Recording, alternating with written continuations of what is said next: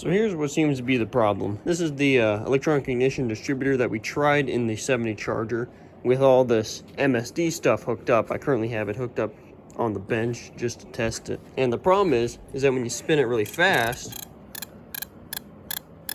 it'll spark, you know. But when you get down there reasonable speeds like cranking over,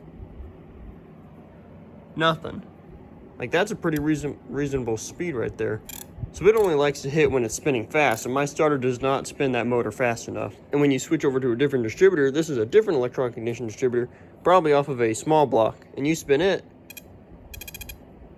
very low RPM, and it's hitting every time. This one's a good working distributor. I think this one's just a little crusty, but it's the only big block one we have, so I'm going to try to figure out what the problem is. Maybe the pickup coil is out of adjustment, or I don't know. Crack into it, take a look. So what I did on the other distributor is that I tightened the gap there. There's a tiny gap between the pickup coil and these little towers here. I tightened the gap. I closed the gap on this distributor. This is the big block one. I put the cap and rotor off of this small block one onto it just to, they fit better. This one right here was way too tight on there, and this has too much of an aggressive spring, so it was kind of hard to get on. And then I just went around and sanded the towers and the pickup coil, and you can already see at a lower enough RPM, it's starting to go off.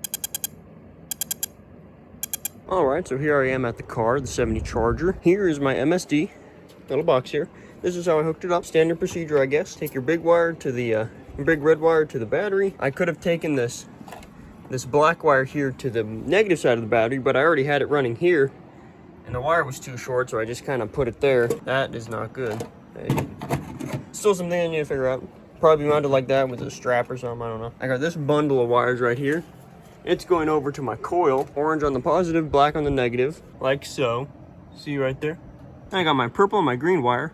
They're being spliced together because they're too short. And I have those two running to this wire, which are spliced again, which isn't good, to a factory Mopar electronic ignition connector. You can buy an adapter that plugs into the style and then turns into a factory connector, but we just spliced with a wire that we already had, so it's running there. And I have my little red wire going on the inside, and it's connected to the other side of that tiny little ignition switch you see there. On the other side of that ignition switch, we have just raw 12-volt power.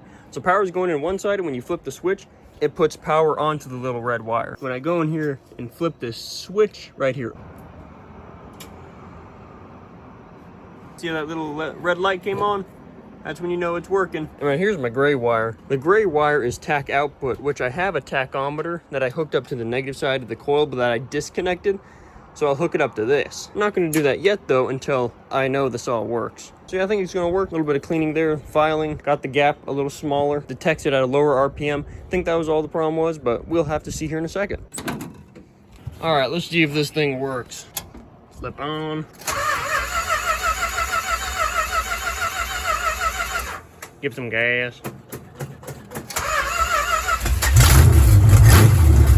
Yes, sir.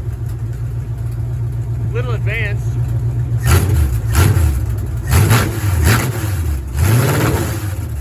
I have it a little advanced because I put this distributor in there, and I put this vacuum advance exactly where it was clocked last time, but each distributor has kind of their own finicky thing, so I'll need to turn it this way or that, you know. And I did make sure that the vacuum advance is hooked up to the right side, so it's only getting suction when you hit the gas. So it needs to be retarded just a little bit, but heck, it fires. That's good. Last time I didn't do that. Time to test out a rev limiter, man. Excited to see what that does.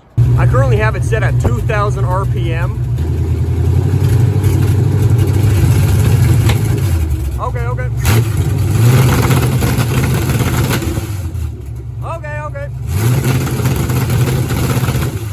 I see. That's pretty cool. Let's see what happens if I put it in gear, see if it dies or anything. No. That's good. But listen to this. Oh, yeah. Boy, that sounds interesting, right? That's a good how to burn up your exhaust valve or something. That has to be bad. Recharge it again a little bit.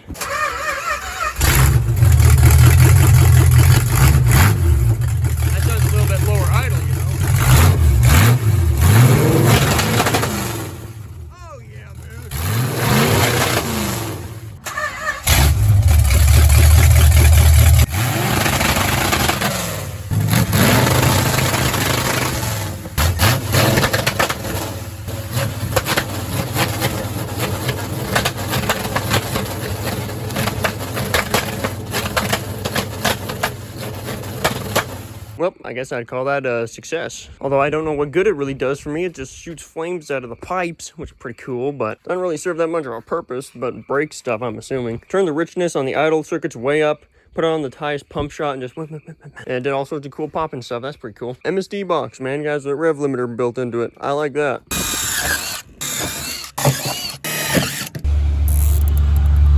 There we go. A little bit more.